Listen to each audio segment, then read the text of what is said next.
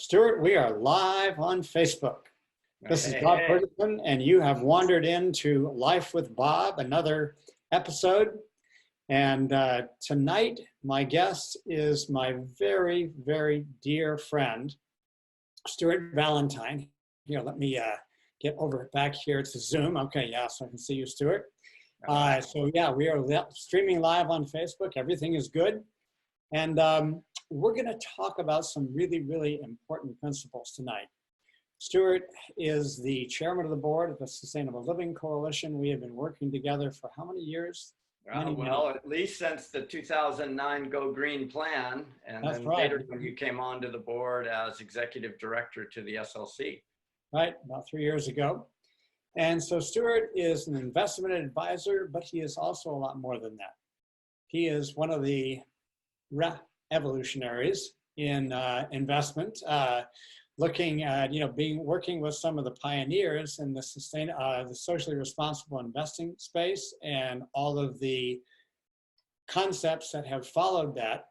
And he actually gave me a paper, a little visioneering document from a new organization, or an organization that's been in the works for quite a while. And I thought, Stuart, do you mind if I read the couple paragraphs? Yeah, sure.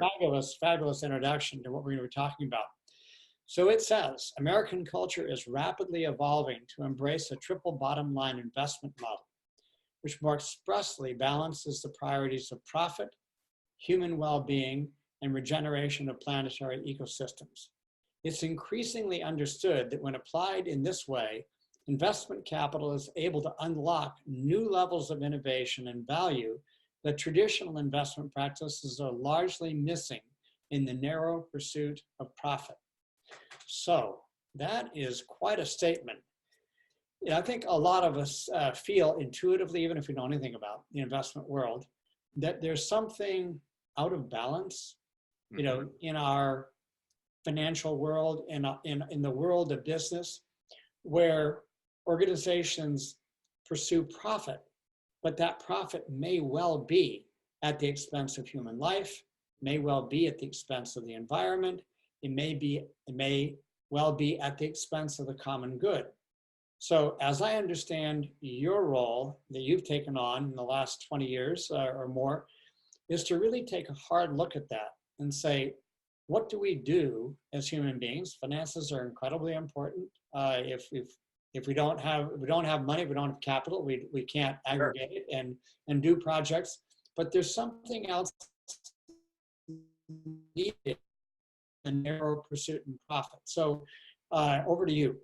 Okay, well, I'm gonna do what I call set the table for this conversation by going all the way back to the founding of the East India Company. Because what you just said, Bob, about you were really good at making financial profit, but often at the expense of the environment or human well-being. And I would just like to remind listeners that the way we created this initial central bank system and the system of money and credit that we live with today was founded in Britain on the back of the colonial idea that actually, economy and banking was designed expressly to send out expeditionary ships to go out and enslave people and mine natural resources and bring them back to the profit of the investors in Britain. So in fact, the whole design of capital and the monetary system as we know it began as an exercise of converting human labor through slavery and converting natural resources into financial profit. That's what our economic model does, and it does it extremely efficiently. Fast forward all the way to 1913, there had been a battle in the United States about who controlled the system of money and credit in the United States, starting with Hamilton, then it was taken back to the people's money in 1830. We had almost 100 years of the people's money under the Constitution before we passed the Federal Reserve Act in 1913. And we have been living in the central bank model as we know it for 100 odd years. And we've become very, very good at extracting exploiting, if you will, labor and natural resources. And think about it, 200 years ago, you walk onto the American continent, North America, look at all the timber, look at all the beaver and pelts, animals, fish. My God, it was a plethora of natural resources from which to exploit. So of course we brought the slaves over to work the land.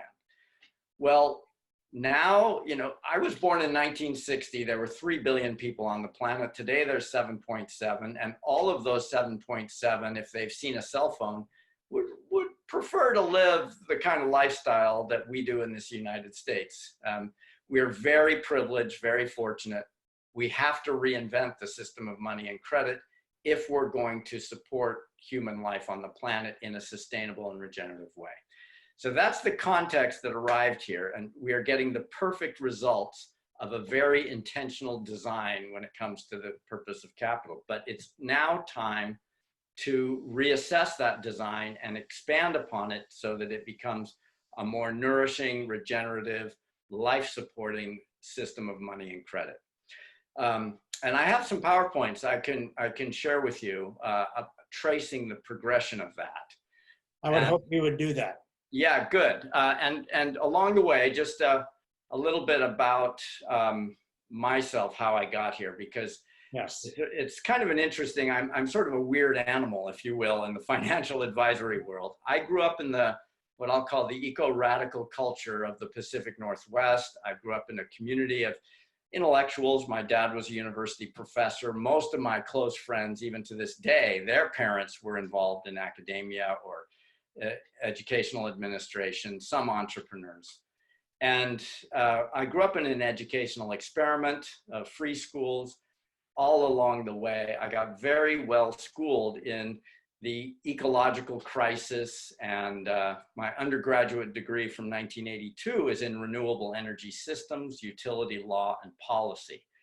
I then started TM, that's how I ended up in Fairfield, and recognized I knew nothing about markets, came to Fairfield to Maharishi University of Management to do an MBA, and came out of that very interested in markets, but laden with a big pile of student loan debt. I had to get a job like yesterday.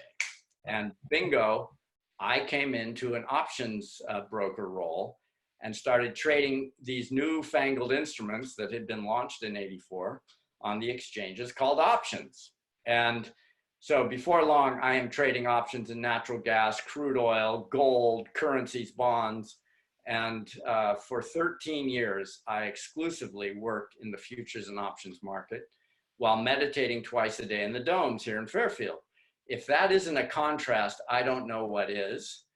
Going from the expanded infinite field of feeling like you're sitting at the bottom of the ocean and nothing can move you, to where you're getting booted around on the surface of the ocean minute to minute by markets and highly leveraged instruments. It was quite an education about the belly of the beast, what drives the trading and speculation of our financial culture. And it was in late 1999 that I met the founders of a socially responsible investment firm called Progressive Asset Management, and that was a turning point. From year 2000 forward, I've been in the now what you would call wealth management business, driven by socially responsible investment principles. And so let's start with this money game that we're in, and I'll share the PowerPoint here that I'm going to bring up. Play from start, and I'll share. All right, are you seeing that, Bob? We're seeing it. All right, so the game we've been on for really 400 years is what you would call single bottom line. Some of you have all heard of the single bottom line. So traditional investment, what got us here? It is the design of capital to produce a singular outcome, which is financial profit. In 1970, the Nobel Prize winning economist Milton Friedman famously wrote an editorial in the Wall Street Journal that said, quote, "The singular responsibility of a corporation is to produce a financial profit for its shareholders and nothing else." That was known as the Friedman Doctrine, was adopted by Reagan, Margaret Thatcher. Wall Street built a whole universe on it, and we are reaping the outcomes of that 50 odd years later. So Where we are today, though, and in the last 30 years, has been an emerging ethic that says, you know, we can go beyond financial profit to the bottom line, which would be to actually look to balance the outcome of investment to include financial profit, but also in equal measure to produce benefits for humans and the planet. So the so-called triple bottom line. This has been the singular focus of the socially responsible investment movement from literally, triple bottom line was coined in 1994. So we're 25 years into developing that philosophy. But recall, I've been sitting in the dome for 35 odd years, thinking about deeper values of human development, spirituality, our connection to the universe. And I maintain that actually, while triple bottom line is a very important and very necessary evolution of capital, it is not sufficient to deliver the sustainability future that we seek or believe is possible. And that I call the integral bottom line. Many of you may have heard of Ken Wilber, who developed the basis for integral theory, which is now a worldwide component of academia, business, consulting. It's really quite a robust theoretical foundation of life on Earth. And he uses a quadrant called all quadrants, all levels, this four squares you see. And you see the triple bottom line, people, planet, profit, is simply 1/4 of the total picture. The half of the picture is entirely connected to the interior landscape of you and I as individuals in terms of our ethics, emotions, our ego, our consciousness, and our collective interior experience, which we call culture and morals. The exterior individual is our behaviors in the outer world. Each one of these have levels of development. If you can imagine vectors coming off of each one of these from the center. The integral bottom line expressly engages the interior landscape of both the individual and the culture towards the outcomes of people, planet, profit in equal measure, and ethical behavior that drives a more healthy environment. So it's a much deeper look at what it is that drives us as investors. All right, so that I call that the integral bottom line. And there is a rather big leap from triple bottom line to integral bottom line. And I'm about to show you the model that I use at the investment firm that I founded along with my partner, Gina Penn Tracy, called Centered Wealth. Go there now. So I want to just step back. One of the things about taking the leap from triple bottom line to integral bottom line is that we need to step back and actually engage in a little bit of a philosophical, or what I call cosmological remembering. One of the crises that I believe is unfolding on the planet is we have given up what you might think of as our position as Homo sapien, and we have been cultured in the consumer culture of the last 50, 60 years that has created what I would call Homo economicus. We are basically trained to see the world as a take, make, waste linear model, where we are consumer units within an economy whose express goal is to produce financial profit or gross domestic product. And we're doing a really good job of that. The problem is that model in no way integrates into the systems that we depend on for life on Earth. So we're not integrated into the natural systems. Our economic model is purely man-made. It takes no real consideration of the natural systems or ecological capital that is necessary to support life. So here we are. You see a blank sheet here, right, Bob? It's just all white. Let's start with a bit of cosmological remembering. We actually, as human beings, emerge from an infinite field of, I call it intelligence, whether it's the intelligence that causes the sun to combust and drive light onto planet Earth, or whether it's the intelligence that causes a blade of grass to grow. This is infinite. It is universal in nature. And we are intimately and expressly a part of it. There is nothing, nowhere outside of it that we are. We simply need to remember to relax into it. So some of you may recognize this as what you might think of as unity, or the unity principle, or unity consciousness. I am that, and there is nothing else. From that foundation of unity, I'm going to shatter unity a bit, but something happened along the way where that field of intelligence started manifesting itself into the myriad of physical dimensions that we know about the universe today. And I'm going to call that a function of consciousness. And frankly, these words are just words. They shatter the underlying experience of unity, but that's the best tools we've got, so I'm going to use it. So on the foundation of this consciousness, now bear in mind, every single life form in the universe emerges from this field of intelligence, as do we. We emerge at a moment of conception, and boom, out of that little spark, the entire intelligence of nature is downloaded into our biological system, and we begin to grow into what we are today.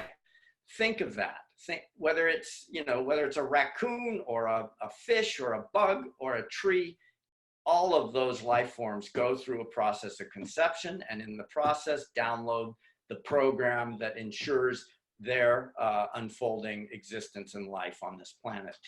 So when I think about the central bank of the United States, the Federal Reserve, it plays a very important role in managing the flow of money and credit and interest rates. But I've noticed over my career, which is now 32 years, that increasingly the financial industry sees the central bank as almost like the Wizard of Oz, quite frankly. Like, my whole life depends on the central bank in terms of whether the interest rate policy will be such that I can make money or not. And we have completely forgotten that the true central bank of our existence is the fact that we are alive, and that we have conscious awareness, and that we are creative. There's a wonderful Vedic saying that says, curving back on myself, I create again and again. Well, geez, what a great gift that is. I want to live in that kind of banking system rather than the Wizard of Oz deciding whether there's surplus credit or a lack of credit, and it will drive either a boom or a bust, and we all suffer under the management of an incompletely designed financial system. I'd rather rely on the gift of life and the intelligence of nature and the abundance of nature to drive a new economic model, which I'll unfold right here. So out of a gift of life, boom, we are born. And as newborns, we can't even speak. We're just a bundle of emotion. We can cry when we're hungry. We can thrash around. As we grow and get nourished and our bodily systems start developing, we go through a series of life experiences. And I have that balance like that because I call that the school of hard knocks. If you've ever watched a 2-year-old who has just learned to walk, they hit the ground about 25 times a day. But it also serves them well in learning how to navigate the physical universe. So emotions and experiences are the truth of our underlying interior landscape.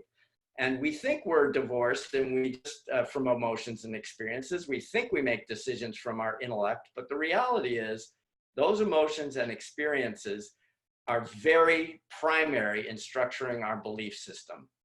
And beliefs are the most important predictor of your outcome in life. There's a famous saying from the Catholic Church that says, give me your children till 8 years old and I will own them for life. Because in those first 8 years of development, our emotions and experiences set out our belief system. And it's a very rare bird that breaks out of their naive childhood beliefs and actually steps into true adulthood. It takes some real conscious effort to unearth those beliefs and discard those that are not serving you and be open to adopting new ones. The other element about beliefs is that no thought comes through your brain that is not gone through the filter of your beliefs. You are what you believe. Your thoughts are what you believe. So I highlight this because if you are getting outcomes in your life that you are not happy about, it is not the fault of someone out there in the world. The job then is to just go back and say, well, what are my underlying beliefs about who I am that are producing these outcomes that, in my intellect anyway, I'm not happy with? So I always maintain that part of becoming a mature adult is to find your way into a process that allows you to dispassionately look at those naive childhood beliefs and upgrade them to the kind of life you want to live as an adult. So all of this up till now is to try to illustrate the interior landscape that drives our behavior and our experience, and all of it is rooted into a universal intelligence I'm going to call consciousness. Okay, so now we're going to move into action, into our lives. And bear in mind, I'm an investment advisor. I'm in this conversation because I've got to figure out how to guide you in investing your money. And what I maintain is that if we're going to get ourselves onto a healthy footing, that investments must be seen as serving your underlying destiny path, your underlying purpose for coming into this planetary system to begin with, if you believe there might be some continuity of a soul's evolution, which I think is plausible. But I have no idea, it just is a good story to me. But nonetheless, you are here, and therefore be here consciously and awake, and apply your money, which is highly creative, in a way that is consistent with your underlying your gift of your beliefs, your thoughts, and your ethics and values. If you are investing consistent with those elements, you are living a life in integrity. If you have divorced yourself in the course of using your money or investing, if you've separated your own underlying beliefs, ethics, and values from your investments, you are living a life out of integrity.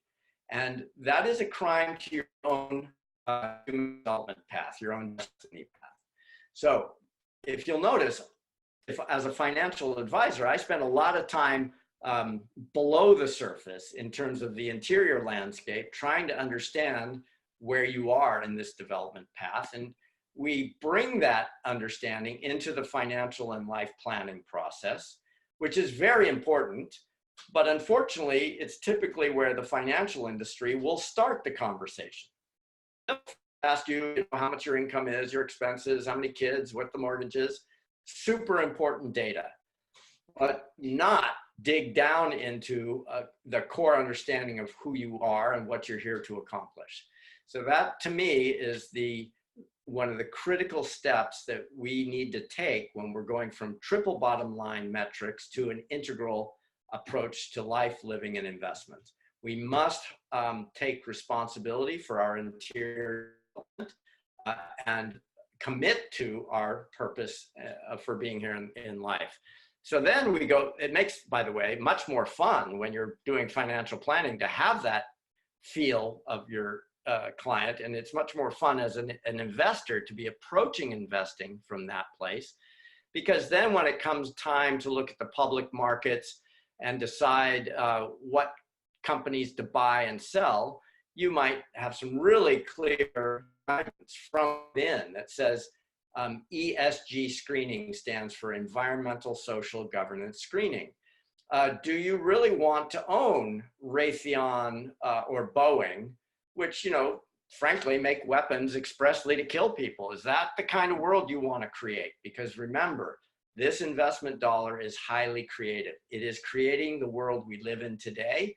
And unless you insert yourself consciously as an investor and consciously direct the money into what you believe is a more compelling picture of life on Earth, we will continue to get the same world that we've inherited.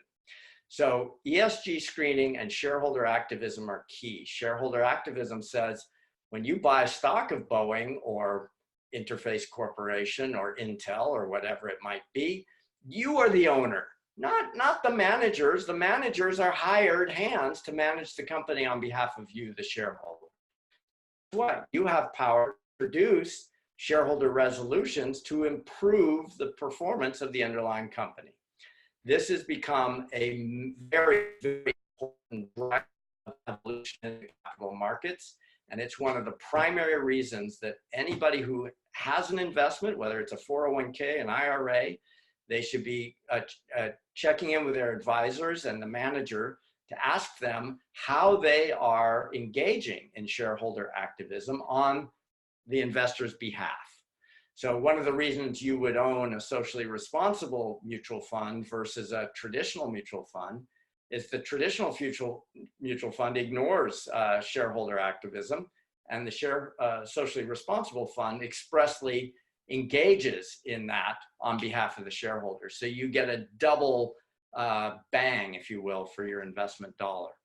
So moving on in the unfolding canopy tree, you can think of this canopy as what I would call the growing green economy. That term was put out there by a good friend of mine and a very important mentor for me, Hazel Henderson. In my undergraduate work in 1982, I read her first book titled Politics of the Solar Age. That book is still timely today, and it structured so much of my path so that when I met her in 2003, it was quite a fulfillment, because then the teaching really began. And she's been really an important source. I recommend people go to her website, ethicalmarketsmedia.com, and just soak it up. This is like going to a miniature university on that website. So this canopy is what I would say is the highlights of the emerging, what I call growing green economy. There's a number of that are showing up, really redirecting capital and producing outcomes that are far more beneficial to humans and the environment than the traditional approach. So one is known as impact investing, or I call positive impact investing, where you're taking more of a direct relational approach to investing your money. So for example, direct lending, there's a number of online platforms where you can look at a position to loan money. You can create direct lending through the tools of advanced social networking through lending platforms. Direct investing in your community in areas that you really are passionate about. It could be animal welfare, it could be local foods, it could be renewable energy. And more, thanks to technology, you're able to see offerings coming through social networking sites, crowdfunding sites, equity. Give you that opportunity. These are still very small segments of the market, but they are growing very quickly, and they will only get bigger. Now, one of the biggest elements of the growing green economy is renewable energy. When I graduated from Evergreen State College in 1982, the cost of a solar panel was $70 a watt. Today, if you know, the super high volume utility projects are putting solar panels in at around 30 cents a watt, $70 to 30 cents a watt. And residential projects are going in about $2.40 a watt. That includes all the labor, everything, turnkey on your roof. So nothing accelerates a market in today's world like lower prices. Solar and wind are like water flowing downhill at this point. Wind is cheaper than coal or natural gas. So, you know, we are already well into that transformation. As an investor, we are, again, just getting started. It's guesstimated that at best, and you see different data, but at best, we're at about 11% renewables in this US economy. There's a lot more capital that's going to flow in there. I would advise you to be very, very careful investing in fossil fuels at this point, because fossil fuels are a known contributor to climate change. The mood about climate is getting escalated, obviously, while renewable is cheaper. So you can see the writing on the wall. This fossil fuel economy is what we call trapped equity. At this point, they're trying to unload it on unsuspecting investors. So notice Saudi Aramco is proposing an IPO to sell a portion of the company for $2 trillion. Why would they sell it now? Because they think it's worth more today than it will be tomorrow. So you have been forewarned. Second major megatrend in the growing green economy is organic agriculture. Much more difficult to access as an investor, but ever so important. If we do not reinvent agriculture, we will continue to poison the soil and our water and produce low nutritional value food. So we've got a big opportunity. In fact, in 2000, organic agriculture and urban agriculture was one of the larger recipients of venture capital from any sector. So there's a lot of what you call ag tech that's at work. And then further, community investing. This is super important in my opinion, because part of the integral economy is what I would call bringing economy back home. We've gotten so externally focused in our 401ks and our IRAs that we forget that money actually is well suited to invest in our backyard. And it comes in many forms, whether we're in community banks, your local credit union, equity crowdfunding, community currencies. Keep your eyes peeled. I recommend going to the Slow Money website and learning some of the principles about community investing. And so what's that URL, Stuart? Well, you can just Google Slow Money, yeah, and you'll get Woody Tash's book, and you'll get the website to discuss the principles. So, in summary, to go back to this, the world of finance is evolving, and that's another principle of life. Everything evolves, including money. And money is in an evolutionary leap at this chapter because of limitations of a profit-first model that has run its course. So what will be the more compelling and more workable solution starting now is to find ourselves in a place of communion, I call it. First things first. Pay attention. You've heard that term, pay attention. You need to invest your attention in an experience of communion with life, with consciousness. Because from that place of communion, your gift of life will become more clear.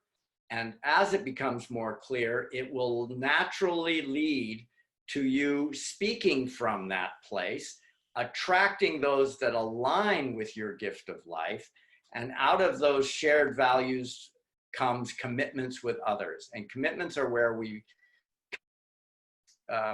business plans, we write contracts, we enter into philanthropic activity together. This is where you're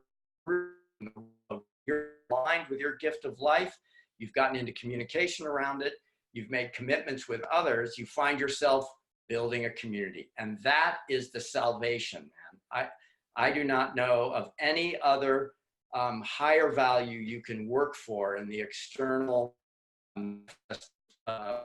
dimension as finding a community that you really, really enjoy and you actively participate in. I mean, I refer often, Bob knows this, I call the life here in Fairfield the Fairfield experiment.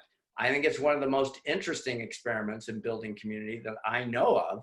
And I have a broad network of progressive types all over the country. But I do believe that's the primary goal of humans is themselves in healthy community, because from healthy community, you find yourself being fulfilled, what I call the experience of centered wealth. It's not about more money per se. Beyond a certain amount of money, what are you going to buy? Having just more and more money is not a place of fulfillment. It is communion, communication, commitment, community. That is the goal of this investment exercise and the experience of wealth. Many of you may have met people who have very little money, but because of their philosophy and their cosmology and their life practice are extremely happy, fulfilled, and wealthy without hardly any money. So take note. Our culture teaches us that if we don't have money, we're somehow a failure, and we're not part of the game. Well, I think that's, again, because of the incomplete understanding we have about money and economy. And finally, I'd like to say everything, as I said, evolves. And so from that experience of fulfillment, you know what? New ideas propagate, just like our compost. Bob's a master gardener. You need to know anything about gardening, you talk to Bob Ferguson. I try to follow, but one of the miracles in my life is my compost pile. And similarly, there is a cycle here. Nature is evolving. Consciousness is evolving, and we're part of it. So our job is to get in the game and be as fertile as we possibly can. All right, so that is what I call the centered wealth tree. That's what drives our financial advisory firm. And there is another layer here, and I'll take a breath. Bob, do you have any questions about this? I know you've seen it before. Well, we've got a few people watching here, and if anyone, I guess no one can chat because they're not on the webinar with us here. Well, Stuart, I've heard you speak a lot over the years, and certainly the development or the articulation of these principles is so satisfying to sit here and watch, because you've been part of this experiment in Fairfield for a long time. Our family has been part of it since 1984. I came back in 2006. Right. And as you said, it's really a fascinating experiment, because it's not in Fairfield all about the externals. We got some fantastic externals. People come to our town and go, wow, how'd you guys do this? How'd you create a $9 million performing arts center that Stephen Sondheim gave naming rights to before he gave to the one in New York? And where did the 16-mile loop trail come from? And where did the 1.1 megawatt solar array with a 1 megawatt hour battery that powers a third of the university come from? And where did Exactly. Where did the culture come from? Where did all of the music? And it really comes, I think, because there is, the field of consciousness is just ever so slightly more lively here. Well, yeah, or I could say we collectively have paid attention. Exactly. However you articulate it, but that quality of the bubbling up of the gift of life, and partly the balancing of emotions and experiences and beliefs, so that some of the more, I'd say, juvenile, for lack of a better word, belief systems that we run around with, every one of us, are loosened up, and the sense of kind of ego-boundness is a little bit less. And so one of the things that I've seen in our community is that many times when a person has a bright idea, if it isn't someone else's idea, they kind of feel bad about it, as opposed to feeling happy about it. And so they kind of find fault or whatever. In our community, it doesn't always happen this way, but by and large it does. Someone has an idea and someone else hears about it, goes, wow, that is so cool. Could I play too? Or I know someone who would be, and that sense of communion, we have communion with each other, and then we communicate with each other, we commit to each other. What we've been doing, hacking away with the Sustainable Living Coalition for all these years, and building the Eco Barn. Many people who are watching on my personal profile are very familiar with Eco Barn, because I post about it all the time, and dahlias and whatnot. And so that's an element of commitment that then begins to create community. We do potlucks and community discussions, and that grows the centered quality of wealth. And it can be financial wealth, but if it's just that, then it's a poor substitute for real wealth. So understand, Stuart, that you have, I didn't mean to go pontificate. Well, no, actually, I was thinking about, I do have another presentation, but just in terms of the is verbally describe it a little bit.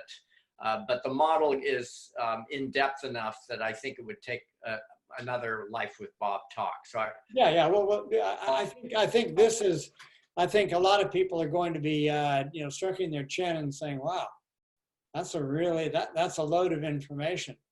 But really, a question to you is that I think some people say, well, is this really real? I mean, is this as good as just ignoring all this stuff and just going for the dollars? I think many of us have bifurcated our life. We have, like David Copperfield, Charles Dickens. We have the person who we are at work, and we have the person who we are at home, and those two people are completely different people.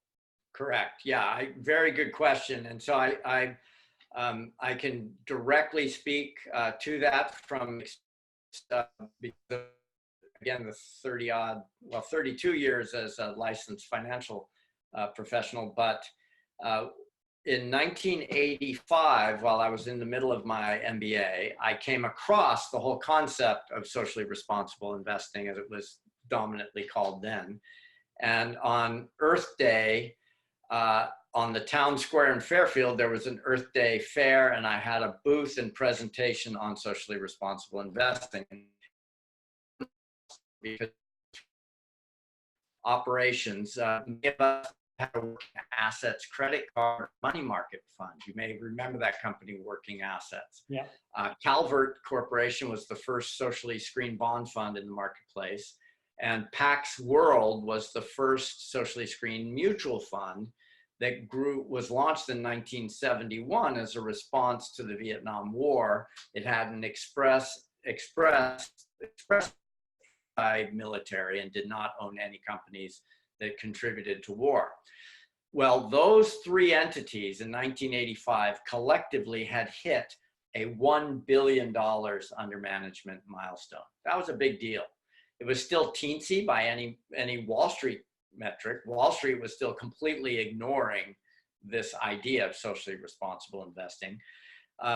So fast forward, I come into the marketplace as a wealth manager after my futures trading chapter in February of year 2000. And at that point, the Social Investors Forum, which is still an organization that is actively monitoring and tracking, listeners can go to SIF.org, socialinvestorsforum.org, and learn about the industry. But we had just crossed in 2000 $3 billion of money under management. Later on, I was involved in a documentary film, which I recommend listeners find on YouTube. The documentary is called Money and Life. And Money and Life went live in 2013. And in that documentary, we have the US debt clock was showing $11.5 trillion of debt. Socially responsible investing had hit $6.5 trillion of monies under management in 2013. Well, today it's 2019. As of the end of 2018, the data, monies that are guided by social screening in the public marketplace, impact investing, including all public markets, pension funds, et cetera, is at $12 trillion. So think of that. 1985, 1 billion. 2018, 12 trillion. It's estimated to be $1 in $4 is going through some form of environmental, social, and governance screening. And that is because we collectively are waking up to what I simply think is a better idea. It's a better model. And guess what? It's actionable for you and I, for pension funds, for the sovereign wealth fund of Norway, one of the wealthiest countries in the world. No, the wealthiest country in the world because of all the oil they've extracted out of the North Sea. Their sovereign wealth fund has expressly divested from coal and natural gas and oil at this juncture. Think of that. Now, this is because if you're willing to accept the scientific guidance on climate change, and you're looking at the economics of renewable energy, if you're a fiduciary, you wouldn't be invested in coal, oil, and natural gas. It's too risky at this juncture in time. But also, there's a tremendous, what I call nourishing dimension that is starting to be recognized in the environmental, social, and governance screening process. We recognize that turning money back into, say, healthy soils or clean water is a good investment for humanity long term. And this is, I think, rapidly becoming more and more accepted. And one of the key, most important milestones that just occurred on August 20th, many of the listeners may be familiar with a national organization called the Business Roundtable. The Business Roundtable is a membership organization of the 188 of the largest corporations in America. It's at their annual meeting, and they formally put the Milton Friedman doctrine. Remember that statement? The only social responsibility of a corporation is to make a profit for its shareholders. They formally took that doctrine and they put it in the trash can. And they came in instead with what they call a multi-stakeholder model, that a corporation in America today has a responsibility and a duty to produce a financial profit, but it also has a duty to take into consideration the other stakeholders in society and the environment. There you go, triple bottom line. Now, it's not expressly dedicated to the integral bottom line. They aren't there yet, but it's absolutely a new day when it comes to how business will unfold in this country. And it's up to us as individuals to keep the lighthouse of integral bottom line very bright, so that eventually the corporations start recognizing the bigger context from which all this creativity arises, and supporting the employees in their own development path, supporting their customers in that. So this is a very good time to be thinking about calling up your investment advisor and saying, hey, where are you in this continuum? Where are you when it comes to the growing green economy? What kind of product can you offer me? Because really the fact of the matter is Wall Street has been following the whole time. Wall Street is not leading this. Wall Street is following the collective experience and behavior of you and I from the bottom up. Well, you know, Stuart, that's so powerful. I've been reading the little enabling paper, the visioning paper on the company that you have been working on for many years. But I read with very great interest. It said, Wall Street has followed this megatrend, dedicating the bulk of their capital in the public sector to ESG screened EFTs and to large-scale clean tech and renewable energy project finance. So it really is happening. And I noted, and I got distracted and did not post it. I will go back and find this article. I am a very great fan of John Kotter, who I think in his day was the youngest professor ever at Harvard Business School, wrote a seminal book on culture and the impact culture had on organizational effectiveness. And he was specifically citing this Business Roundtable decision as a seminal decision, as a point of inflection, as a point of no return. Correct. To that.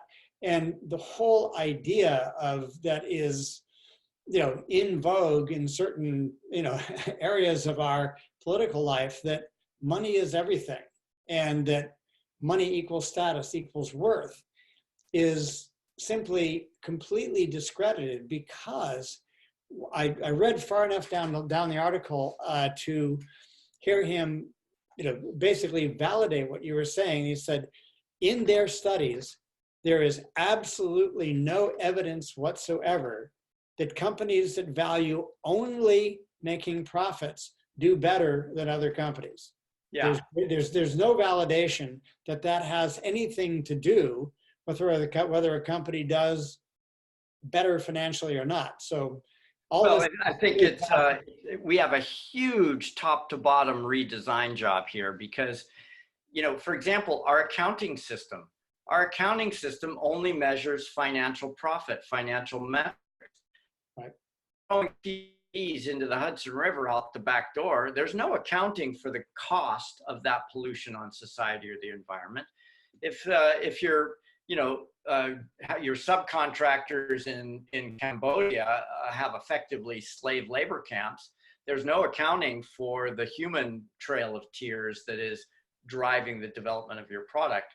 So if you actually did true cost accounting across human well-being and environmental and financial, many would argue that much of what we call profit today is actually a net loss for many companies. So our job is to start opening up the measuring stick and start measuring environmental performance and human well-being right alongside financial profit. And that's going to guide the future investment advisory. Now, I do need to jump in here because many of you, and maybe you even noticed this yourself, Bob, at the top of the tree is philanthropy. I wanted to leave that to the last because this you'll notice is directly above the gift of life. That humans fundamentally are tribal animals. Humans fundamentally, I really believe, are generous. And the beauty of being alive is being able to give a smile, give support, lend a hand, giving financial capital. Philanthropy is one of the greatest expressions of our human goodness. And what's interesting in the 20th century is that what began as, you know, philanthropy really came out of helping the poor through religious institutions. But once the tax laws started getting involved, there became this whole, what I call the business of philanthropy. And the business by the same impulse that the financial markets are, which was put money in these foundations, maximize the profit made from these foundations, and then give 5% of that money away to causes you care about. The most glaring and sort of ironic example is the American Cancer Society's pension fund back in the early 2000s.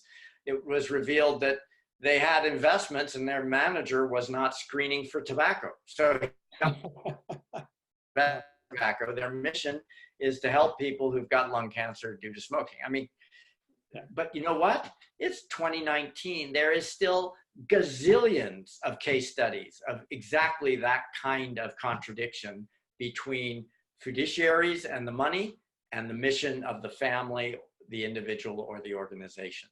So I got involved in my network. We came together on an inquiry about reimagining what kind of design, again, just like the move from single bottom line profit first to triple bottom line to integral bottom line, each one of these are evolutionary steps. Well, what kind of evolutionary step might there be to take the business of philanthropy as we know it, which, by the way, I do not want to in any way diminish philanthropy as we know it. It's done tremendous good over the last century in this country. Many countries do not have institutions or ethics like we do. And it's very, very difficult to jumpstart new ideas if there isn't a philanthropic source. So I do not in any way want to diminish it, but just like the profit first model, the business of philanthropy is incomplete design. It's not actually realizing its full potential. So this group, we came together using a meeting methodology known as KINS, K-I-N. Google methodology and Susan Davis, and you'll get the whole download on what that methodology is about. And out of that meeting process, over the course of 2 years, we produced a book titled Reimagining Philanthropy for Life. And the subtitle is A Whole System Strategy to Transform Finance and Grow True Wealth. The idea here is that draw from a deeper well than just tax law, which motivates the bulk and majority of philanthropy is motivated by tax rules. Let's draw from a deeper well that same dynamic, beliefs, gift of life, consciousness, and see how philanthropy might reinterpret its role, redesign for effective giving. And one of the key elements we came up with is that philanthropy take leadership in helping our culture remember some fundamental principles about life and living. This idea of the gift of life, appreciation of the gift of life. I've had the good fortune of sitting with indigenous leaders from North and South America, and much of their critique about North American culture is that we lack appreciation of the gifts that this planet gives. We barrel appreciation of life, relationship with myself, meaning that communion factor, reciprocal relationships with others, you know, many of the principles of the Bible about neighborliness and sharing. These are all elements that philanthropy can start recommitting to and have a whole frame. One of the elements we advance, and it ties back to the centered wealth tree model, is this idea that we are all acting, you know, this concept of cause and effect. We have underlying causal forces in our life, which are primarily our belief system. And let's go back, and just like a computer programmer has a given source code for a piece of software, pattern the source code of philanthropy so that it is delivering on the core, if you think of the word philanthropy as the love of humanity, so that love is driving the business of philanthropy much more expressly than tax law. So tax law is important, you know, that it's part of our culture. We're not going to get rid of it, but we can certainly expand the picture to include considerations when it comes to institutional philanthropy than we do today. Just like Wall Street can expand the profit first financial model to triple bottom line, and eventually we look for it to realize its purpose in supporting all of us in the integral bottom line. So I'm quite hopeful. I think money is the biggest challenge to realizing the sustainability future we have.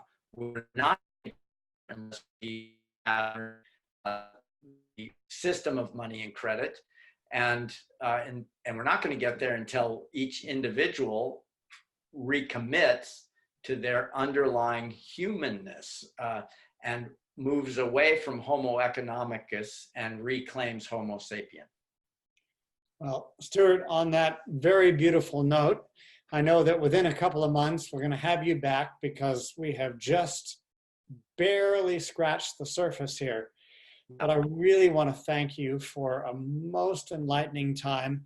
And as I often do with these, I get so excited about doing this and streaming it on Facebook that I turn around and immediately do a watch party and have another 80 to 100 people watching this.